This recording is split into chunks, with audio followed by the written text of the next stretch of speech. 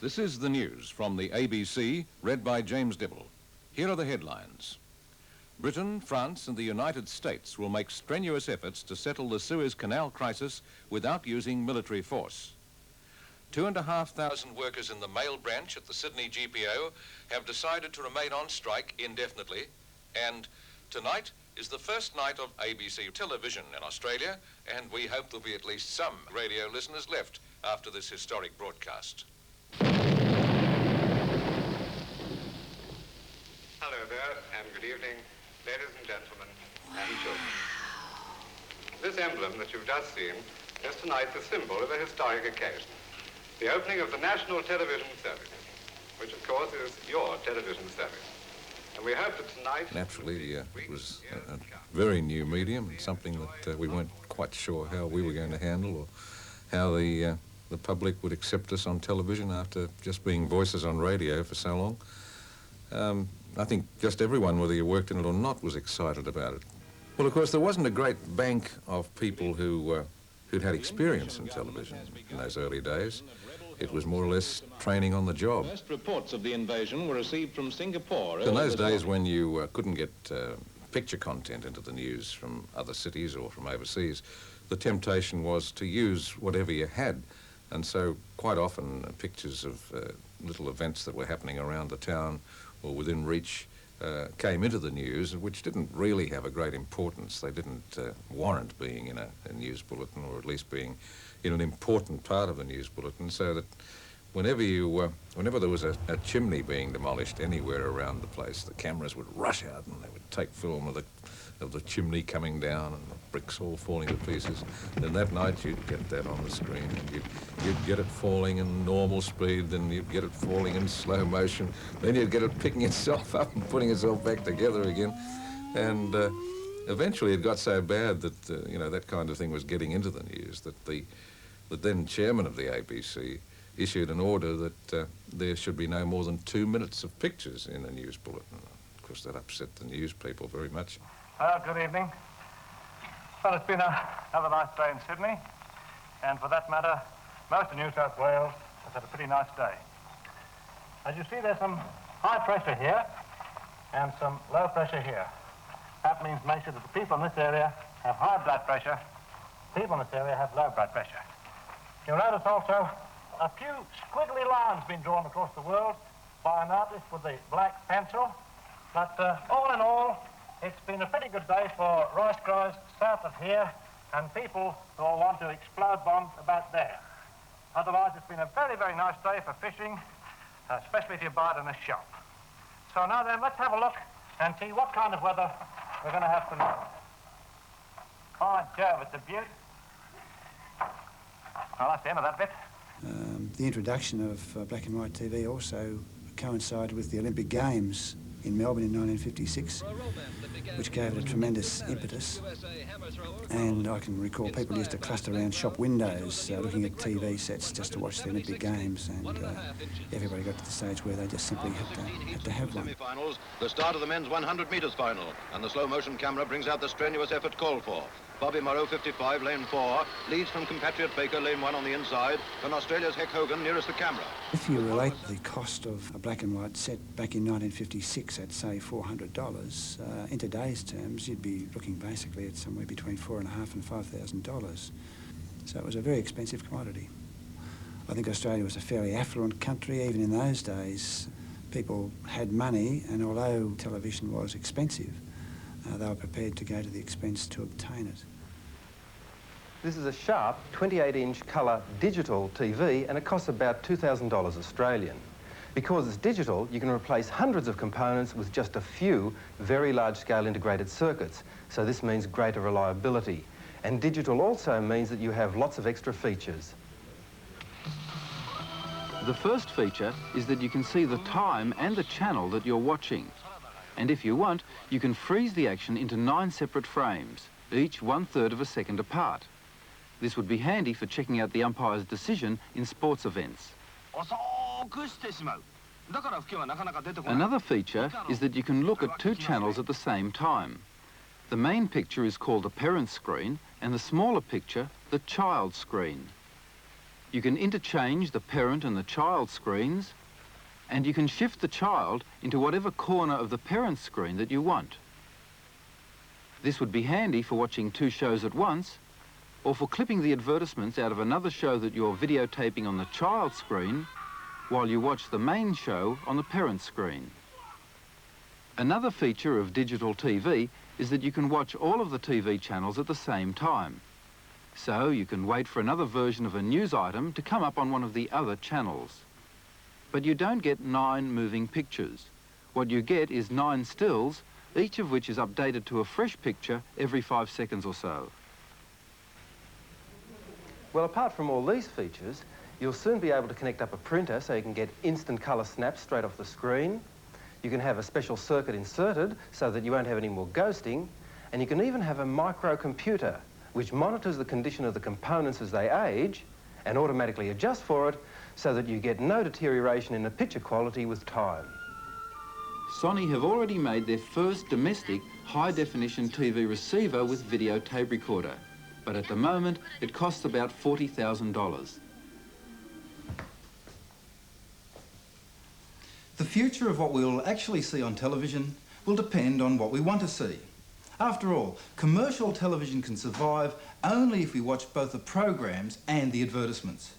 But modern technology can make the viewing of television more interesting, even if it can't do anything about the content. She's gone crazy, folks. That could be very, very dangerous. Yes, people could get their hair wet. For many years, Hey Hey was on a Saturday morning and we hid behind the facade of a kids' show. And Saturday morning television was always looked upon as not a really, really important marketing area for commercial television. How do you do that? Where do you hold it? The nighttime area, that's the big bucks as far as revenue coming in from commercials, and that's what the stations place their importance on. We have graduated from that Saturday morning show into a nighttime show, so we now are in that high-profile area, and the thing that you're always rated on are exactly it, ratings, television ratings. How many people are watching you as opposed to watching something else? We would have to go back to Graham Kennedy and IMT days, and when I was about 11 or 12, I would watch Graham on IMT in Melbourne Tonight, which was a nighttime variety show, and it was the first. All the viewers were involved with him, watching, and what's he going to do next? It blew my hat off, that's the thing.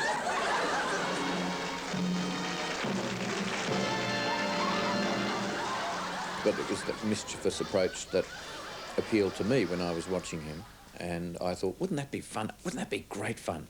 You know, when you leave school, to do something like that, just to have fun for a living. Little did I know at the time that I would end up having fun for a living, and I enjoy it. Santa doesn't do things like that. Oh, I'm sorry. Please. There goes the job at Myers.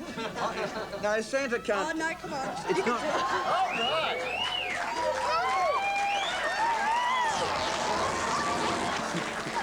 Oh, I do feel a fool, I do.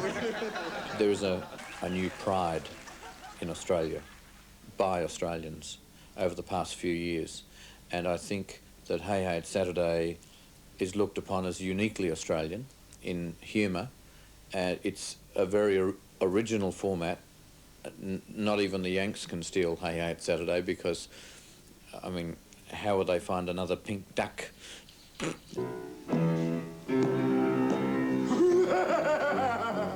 The ABC back in the early 70s were doing a lot of comedy. Then they started doing some, you know, pretty innovative things like Auntie Jack, which was pretty wild. But I wasn't too keen on playing Kid Eager, because he was a very unsympathetic character, Kid Eager, and so I didn't enjoy that character so much. Half pong, okay, here goes. Hey,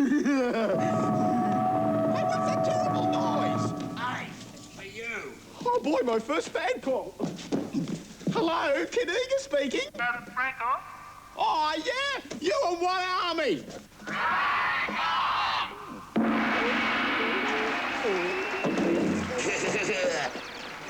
talking about Beauty, the horrible little pig?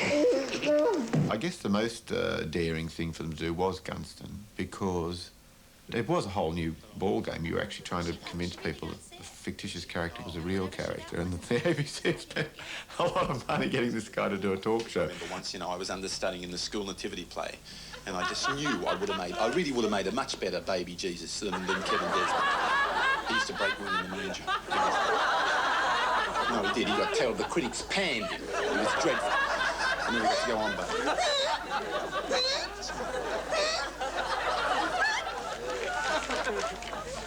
So you're crying. What's that? Nothing. She's on drugs, I think. I'm all right, Mr. Gunston. It's not any hard drug. Yes, perfect. Let's get on with the in-depth questions and get out of here real quick.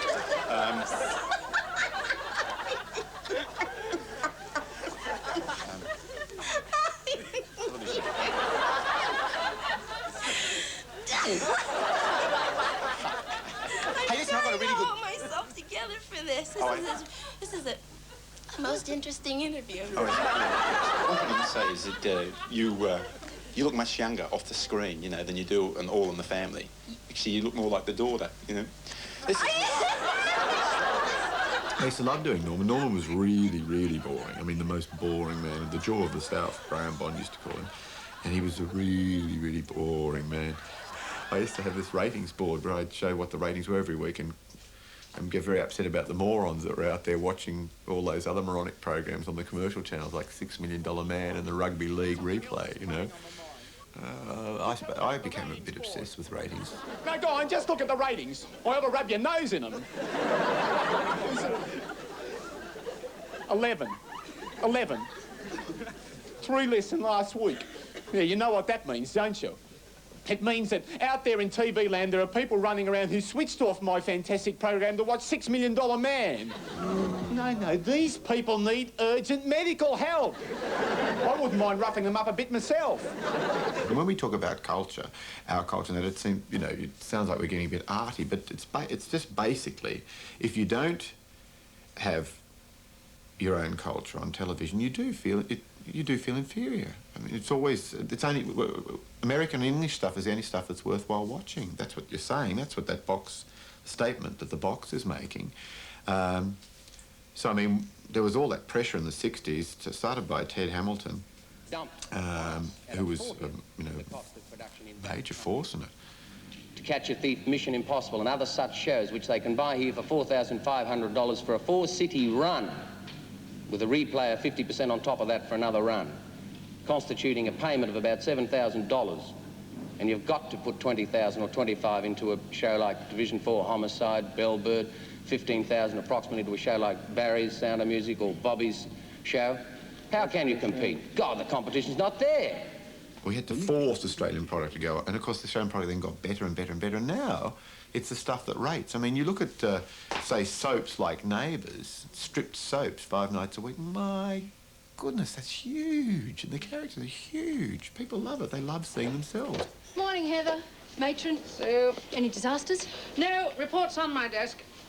Just keep an eye open for Dr. Elliot. He's on the warpath today. Dr. Elliot?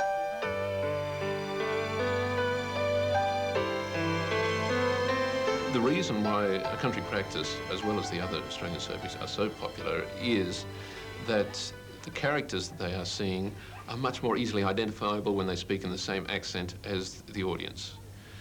But it always gets back to the script. Think about it. Heather, you're a nurse. No one's going to pretend that it'll be easy. We'll do all we can to help Chris, I can promise you that. You see, in a television serial, you really have to involve the audience emotionally with the characters on the screen. That's vital. If the audience don't like them, don't love them, don't adore them, then you've lost. It's terribly refreshing for an audience to see characters on the screen with whom they can immediately identify. And the Australian characters do that. Not only that, the Australian characters are very attractive overseas, and the country practice sells very well now to a lot of overseas countries. All right, Chris, wait!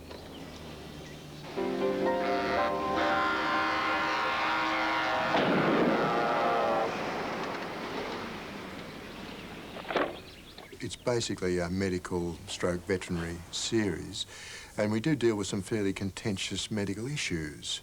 We deal with things like euthanasia, you know, when does the doctor turn the machine off? We deal with social diseases, with child bashing. We deal with a lot of social issues. And we have a responsibility to the audience to portray those accurately. And we have a very, very strong research department. We work with a lot of the major hospitals in Sydney, getting it right, absolutely right. There is a bullet entry wound in the right temporal region of the cranium. The wound is consistent with the muzzle of the weapon being at some distance from the head at point of discharge. There is no exit wound. Right, I'll examine the brain now. We've always gone into this business believing that out there is an intelligent audience that wants to be intelligently involved with current issues. They want to be entertained as well, and we try and do both those things. How many people like Chris are wandering the streets? Hard to say, really. The ratings for a serial like A Country Practice are absolutely vital, because ratings means money. It's on the basis of the ratings that advertising time is sold. If a show isn't rating, nobody's going to buy advertising time on it, and therefore we wouldn't exist. The cost of TV commercials today, for a 30-second commercial, they can go from, the lowest you'll get one is maybe $15,000, but more commonly $50,000 to $70,000, and some spectacular commercials will cost you up to $250,000 to make. And a big drip on the right of the strawberry one. Yeah. Okay, and turn over. That's one more drip on the strawberry. Hang on. Hey, go back. And action. Advertising is there to sell. We say that it's the next best thing you can do to going to see someone. The best way to sell someone something is to go and talk to them one-on-one. Because we can't do that to millions and millions of people, we use television. And television's the most powerful in doing that. Look at the water. A big one, big drink. With a typical commercial, it'll take anything from 6 to 10 weeks. A lot of pre-production, casting, people involved. In the initial stages, not a lot of people per se. Maybe from the agency, the client, the production company, 10 to 25. Depends how big the production is. It's like a movie. The bigger the production, the more people involved. VCRs have definitely affected the way we look at creating advertising, making commercials shorter and sharper. Because we are worried that people just flick around from channel to channel and try to miss the commercials. What we've got to do to stop that is to have more entertaining advertising.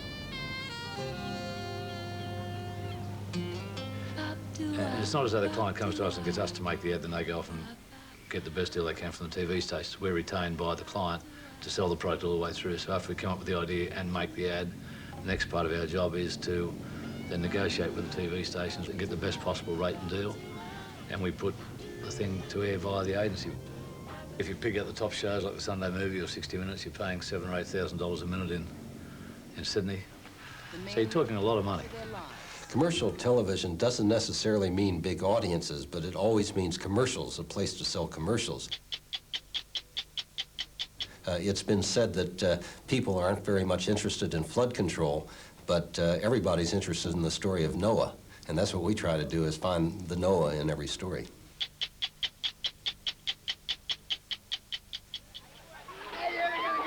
With all this fun in the sun, it's hard to believe we're watching a tragedy in the making. Mark, has Professor McCarthy given you your odds? Yeah, he told me once that I asked him after the second operation where they removed all the lymph glands, where do I go now? And he said, well, if hopefully everything will be okay, but if it's not, if it gets into the bloodstream, you'll probably be dead in 2 years. When was that? A year ago. One of the keys to success in 60 Minutes is the diversity that we have of programs, that Instead of watching one subject in the hour, you can watch 3 different subjects. Now that gives us a great deal of flexibility, because if we feel that we've become too heavy in a couple of weeks, we can always throw in a lighter item, a personality item. But if I was faced with very strong competition, as on occasion happens over the 9 years of 60 Minutes, what we might do is certainly not change the format, but we might change our promotion, so that if, for example, we were being attacked by a program with a young audience, like ALF is a program with a young audience, we might purposely promote the one story that week that appeals to young people. Skateboards. If you thought they were just a passing fad confined to a few idle street kids, think again.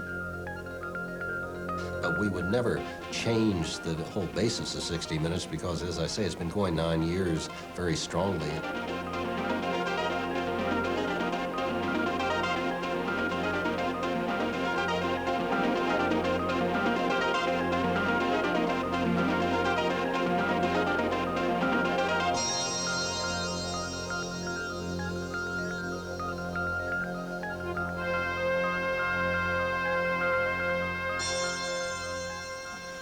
We've tried different methods of taking the signal off the top of the hills, but the terrain, it's pretty well nearly impossible to do it. We're in a valley surrounded by quite high ranges, and we're too far away from many translators, I guess. We have here our satellite receiving dish, which receives signals direct from OSAT satellite, which has signals beamed up by the ABC, in this instance, 36,000 kilometres. Just to turn the dish to the left a bit. We've got no signal, let's just move it back. Right, there we have, we found the satellite, so we peek it there. Now we tip the dish up. This receiving dish receives the signals, even though it's small, direct from the satellite, and reflects the signals into the electronics. And the electronics then converts the signal, so the cable can then run from here into the satellite receiver and to the television set.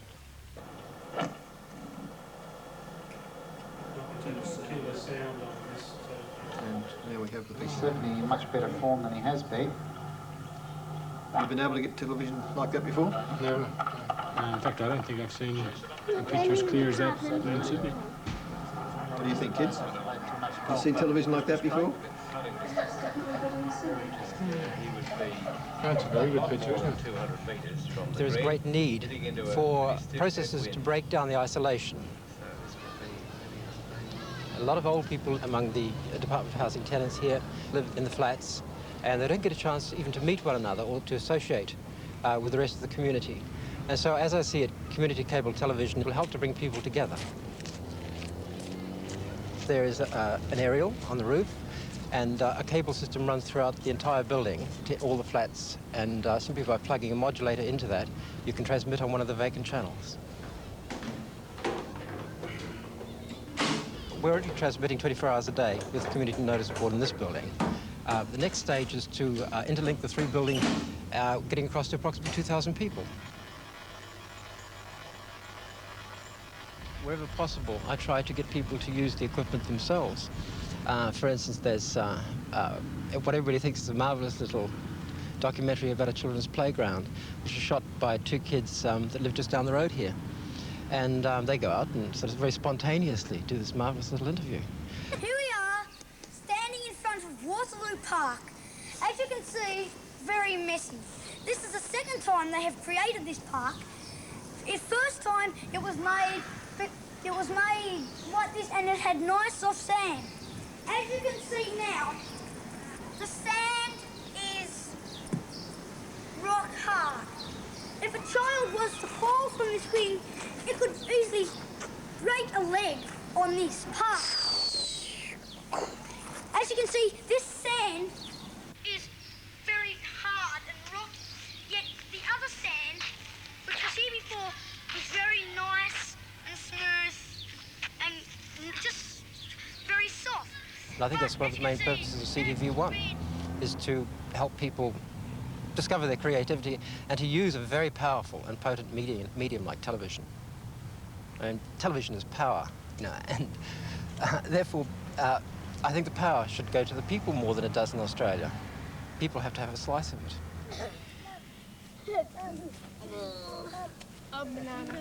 Today we've been shooting a program about nutrition. People at bush don't have much fruit available, and it's relatively new to them, and just want to tell them that it's good tucker.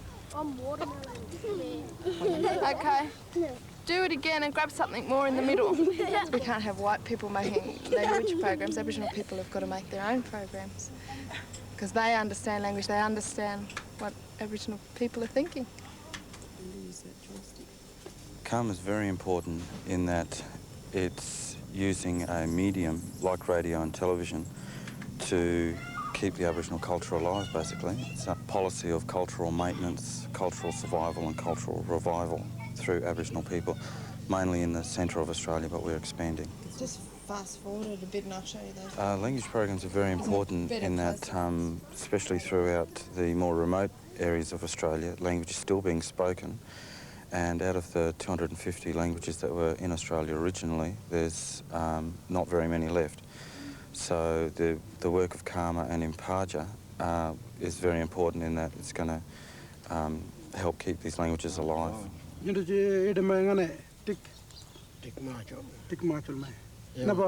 Television, on one hand, could be a very destructive force to Aboriginal culture, but because Aboriginal people have a say in what is put to air, it would be of great benefit in that we could use it as an educational tool. We could instill pride in Aboriginal people in keeping their culture and not going the Western way. We think it's very important that we do as much as possible in Aboriginal languages for people out bush instead of having English programs all the time. It's terribly refreshing for an audience to see characters on the screen with whom they can immediately identify, and the Australian characters do that. And I think Australian people do more than ever now because of, you know, taking a pride in things Australian. We can treat those same kind of stories now with an Australian accent so that they are more identifiable, more easily related to by the audience. We need to know what we are like, and we need to know that we're important enough to have stories written about us. Otherwise, we'll always feel that real life happens elsewhere and is spoken in accents other than our own, and it's so true. Australia is a nation of people of the world, of many different cultures meeting in our boys and girls. It's all of us together that has seen this country grown, from all the different nations to a nation of our own. And we have come from north and south, across the skies we've flown, from all the nations of the world to a nation we call home, to a nation we call home.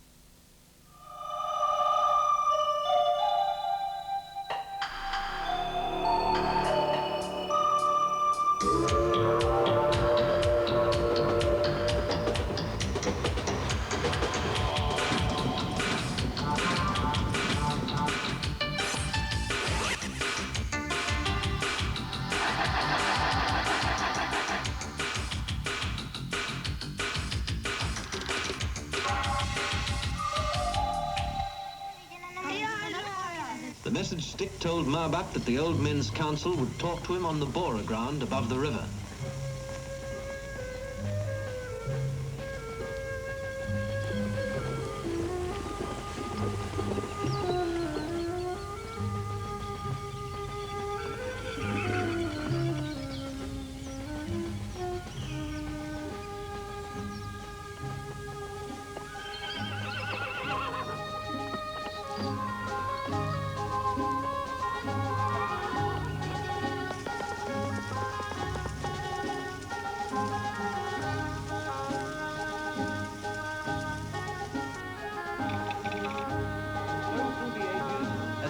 developed the process of communication until today the telegraph linked together each human unit of the civilized world. Are you getting through now? What did you say?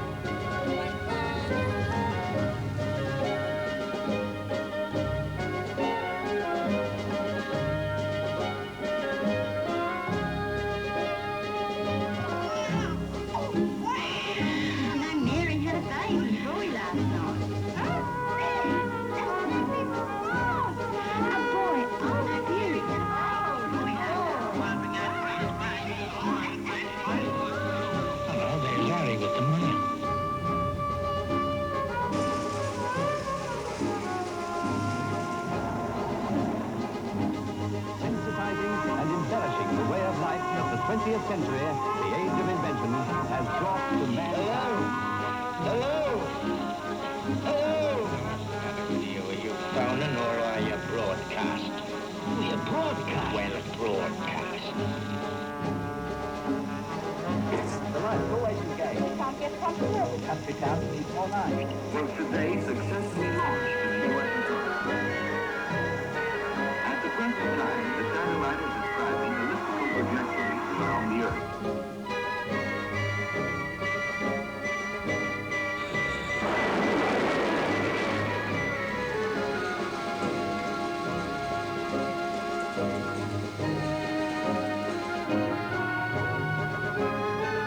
This historic achievement marks the foundation of a world-standard, super-capacity, frontline network for Australia.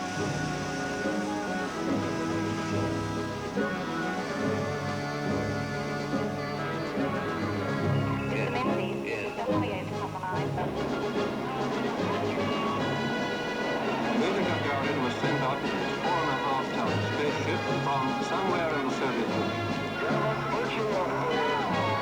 Level is adjusted and coming now. The 180 telephone channels will be reliable and require a minimum of maintenance. This picture's to be coming through from London. I think we have no longer to go, Brian. This is from New York, is it? They're in a recording studio where the Beatles are in the middle of a recording session. All systems are go.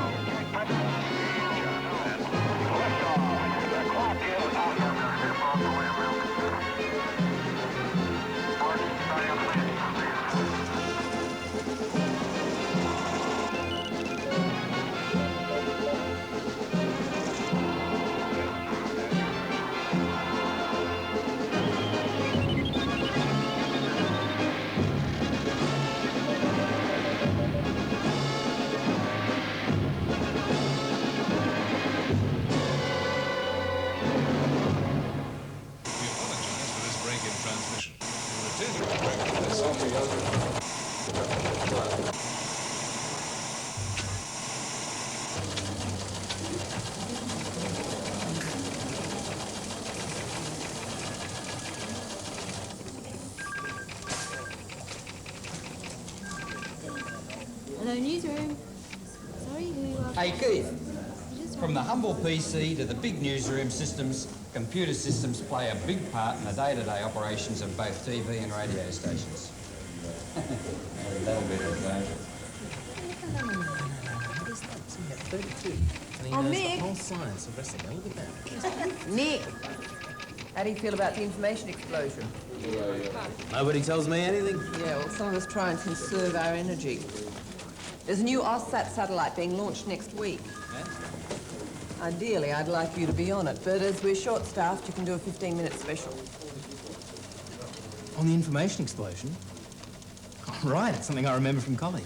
We'll show it over 3 nights. We want to look at computers, new communication technology, the media, but particularly who has access to all this information and who benefits. Oh, yes, the new power is not money in the hands of the few, but information in the hands of the many. Quite. Don't worry about it, Anne. I'll get right onto it. I'll start making a few calls. Yeah, I'll start later. Right now, you're on your way to Paddington to see Mrs. Fleming. It's the biggest story of the day. Sit. Sit. Okay, action. And how much does furball actually weigh? At this stage, he weighs about 22.5 kilos. Well, would a cat of that size have any particular health problems associated with his size? No, he doesn't have any health problems at all. He's totally healthy. No hormone problems. No. Healthy. What do you feed him? Usually, he eats just on a kilo of rump steak every day. Only the best. Well, I think that's enough questions for us. We might have a look at him feeding. Speed. Yep. Loves it. Come on. Come on, that's it. You know, I've always thought Andre the Giant should have a cat like that. Who? The wrestler. If you know a person's diet and a bit of family history, you can find out how long they'll live. To the exact day. It's a computer program. I bought it last week. Daryl, I need to do a bit of research into computers, you know, for a story I'm doing. You know, state-of-the-art stuff. Sure, Mick. Come over any time. Come over tonight. Yeah? Okay, thanks, I will. Oh, can we stop at the library on the way back? The electronics bit? Information processing? Oh, in here you'll find a copy of the first edition of the Sydney Gazette. Great. Card. Oh, it seems you've got a book that's 2 weeks overdue. Oh, have I? 50 Brutal Wrestlers. Oh, yeah, I took it out from my sister. My brother. I'll bring it back tomorrow, I promise. There's something else you might be able to help me with, though. Could you look up and find out the average age and weight of a cat? Please type in title. Animalia can be found in the children section. The average cat weighs 3 to 7 kilos and its age is 12 to 15 years. 7 years? Oh, thank you. I'm curious as why you didn't look that up on the computer. I mean, you used it for everything else. Easier to get the book. Computers can't do everything.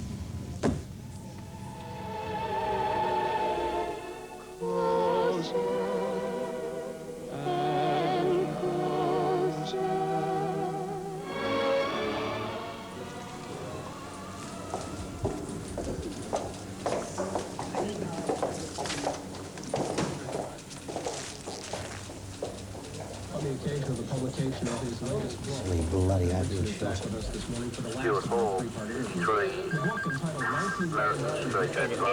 There's a lot to cover, Jackie. There's computers, communication technology, television, news. How long have you got? 15 minutes. It's a marathon, Mick. How long have you been working here? Here, a year here, 12 months in journalism. And what's the longest story you've ever done? 1 minute 50. The first sewage last summer to hit Manly Beach, shocking business. So, how are you going to clean up the information explosion? Well, I'd like to do interviews with people in the business, particularly someone at the top. Academics, politicians. I should be able to get an interview with the Minister for Technology. I'm waiting to hear from his press secretary. Have you got anything historical? Yeah, I thought I'd quote from the first issue of the first paper published in Australia, 1803. It goes, we open no channels for political discussion or personal animadversation, that means criticism, Information is our only purpose. I can see problems with animadversion, Rick. But look, what about the censorship? Those papers, they never criticised the government, but anyone who did was a ruffian or a villain of the deepest dye. What you should show is how the media, especially television, has given information that's improved the world. And I'm talking about Vietnam, about the Ethiopian famine. That's right to a point, Dave. But how much information do people need before things change? There's still Vietnams, still famines. Oh, come on, Jeff. Look, I'm not talking about the whole world being saved overnight. Well, that was Senator Button's press secretary. He'll do an interview with me if I'm there in half an hour. Have you seen Darryl? No. No more slaughter? Oh, God, the First World War lasted 4 years. Iran and Iraq have been at it since 1980. But what about the fact that we have to import most of our technology, that we don't actually make it here? Yes, we import about $4 billion worth of information technology and associated equipment. And we export about $140, $150 million worth. And we have to change that. What are you doing? Listen, buddy, you got 5 days to get this together. This is news.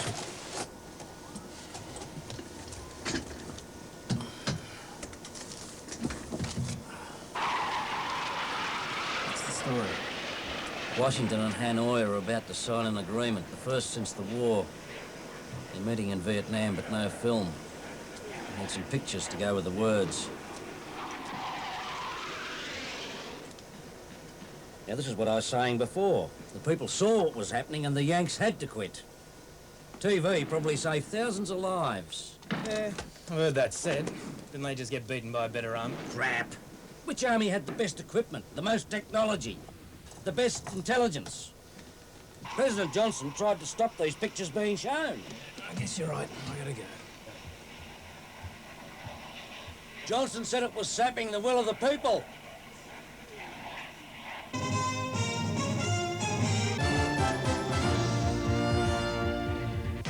Ten Eyewitness News.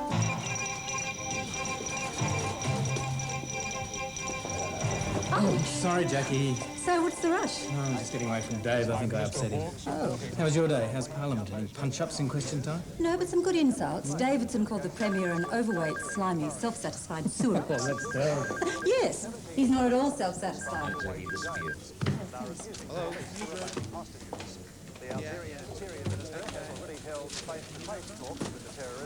Oh, I bumped into Paul Murphy.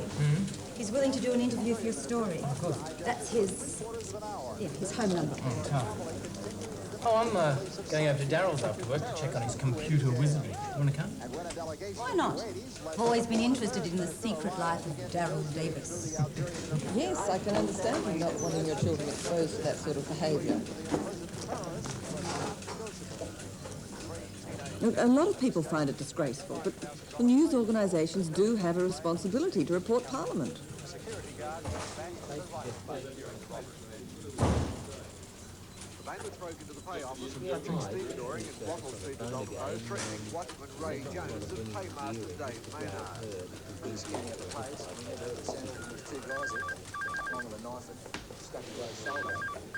Going fishing on the weekend, Dave? Ever been on the harbour in torrential rain? Never realised there were so many magazines about fishing. Do you need all this information? Never know enough. Look, there's a story in here about computers you can take on your boat and track down schools of fish. Hey, Dave. A 4-letter word for a fish and something you do a lot. Carp. Hello, Mackie. Hello, Mick. I am told you're interested in information.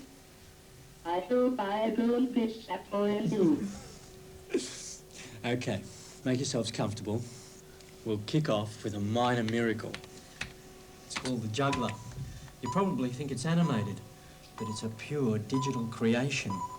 Each frame took over an hour for the computer to compute. The balls are actually reflecting spheres. It's fantastic. What else can he do? It doesn't do anything else. It's a demonstration. But if you want some action, this is called Paint Master.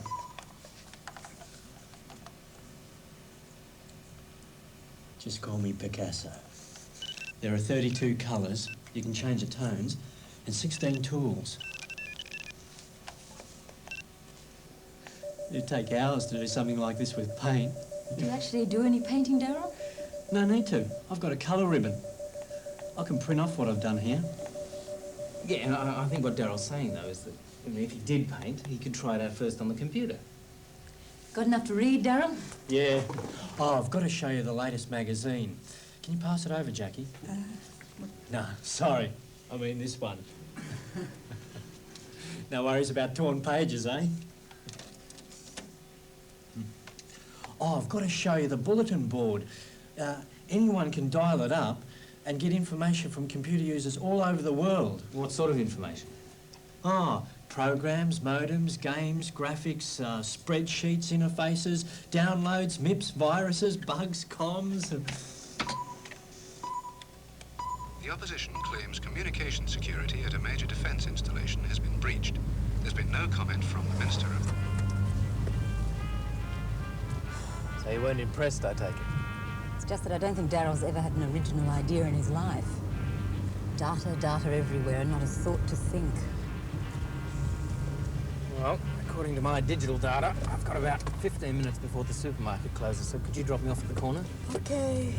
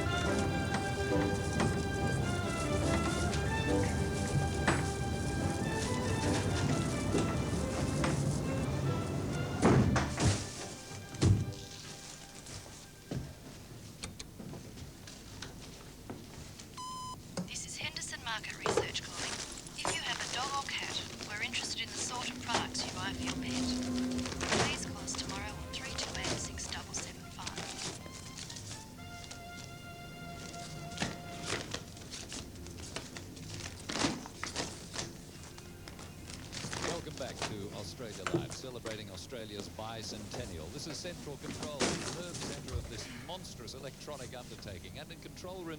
At the ballot box. The Department of Defence is investigating claims of a breach of computer security at the top-secret combined defence facility at Pine Gap in the northwest of... There are 78 species of birds alone on the island, but only 26... The conference marks a breakthrough in relations between Vietnam and the United States, who've had no diplomatic contact since 1960. And the news is the track is slow at Warwick Farm. From the first, take out 3, 7, 11 and 12. Race 2 is clear. Race 3, numbers 7 and 9. Race 4, numbers 4 and 10. And in the last, take out 2, 3 and 12. How are you? City? You like to have a bit of a bet on the horses, do you? Now and again. You win or lose? That's not a valid question. Do you ever get any inside information? And I ignore it. What about blokes who use computers to work out form? They're still driving Volkswagens. Actually, I've got a computer, mate. Or at least my son has. I bought it for him so he wouldn't be disadvantaged. Do you think many people are capable of absorbing the facts and the conflict? Sorry, I'll go for that one again. Take 2. Are people capable of absorbing the conflicting points of view, ideas? The stuff of the media these days. Oh. In radio and television. Paul Murphy. Yeah, he made some good points. In the hands of the many. What do you think about that? My answer to that question would be that, that the day that information's in the hands of the many is the day we have true democracy. And I don't believe, being a practicing journalist, that information is the common coin. The reason that journalists exist is to go and seek out information, and often varying interests and powers that be suppress that, or lie about it, or hide it.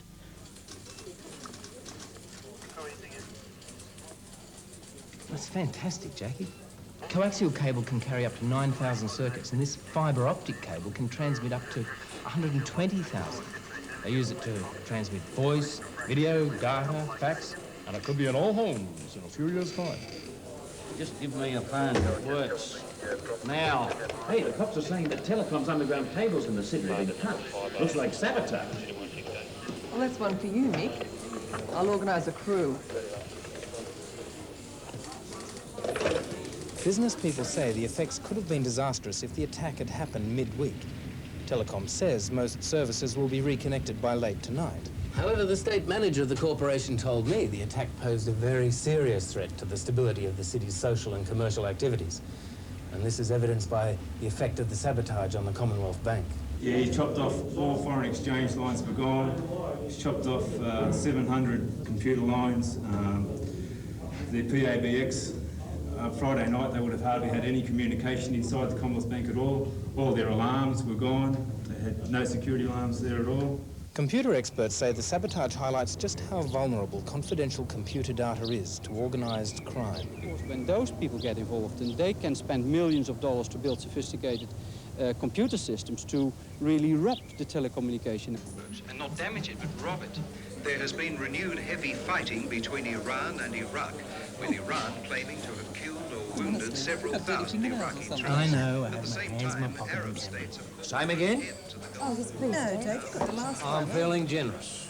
You know, love, Australians used to send more telegrams than any country in the world. Really? People had to choose their words very carefully then. In 1950, we sent 35 million telegrams. You're glad you don't have to spend the weekend without a telephone. Sure, but it just goes to show how much we do depend on communication technology. I think it's a bit crook, you know, when an axe through a telephone cable can paralyse a city. Power cables, I can understand. Jeff, I know you're not keen on the information explosion, but I think everybody's entitled to all the information they can get. And I don't just mean opinions, I mean facts. Mick, have you ever heard of the utilitarians? Weren't they the English philosophical group in the last century, during the Industrial Revolution? Correct. And they said society would improve if everyone knew the facts. In 1833, they took a nationwide survey which would supposedly make the British Poor Law more efficient. Yeah, but they went into all the poorhouses and actually measured how much bread and gruel was being served. Now, the utilitarians, who were supposed to be non-political, used these facts to convince the government they should scrap the Poor Law. And that resulted in the draconian workhouse system that Charles Dickens wrote about. The government has welcomed the latest unemployment figures as proof that its policies are working. However, the opposition says the figures actually show a rise in unemployment in real terms. Yeah, okay, never mind. Not to give up on the information moguls, but all too busy on the takeover trail. Hacker wants hacker, murder wants bond. No information from the stock exchange today, mate. The computer's out. Well, Jackie, while I think of it, how many press releases would you get in a day from Parliament? Could you save me, Pyle? I need them to illustrate a story in the information thing. How much more have you got to do? Last interview tomorrow. Trevor Barr from the Commission for the Future. I've got to catch him at the airport. You know, I've been thinking over the last couple of days, the information explosion isn't all it's cracked up to be. Hey, Darryl, hear about the meltdown at the stock exchange? Thanks, Mick. You're the fourth person who's told me. Don't know why everyone thinks that I should be interested. I don't own any shares.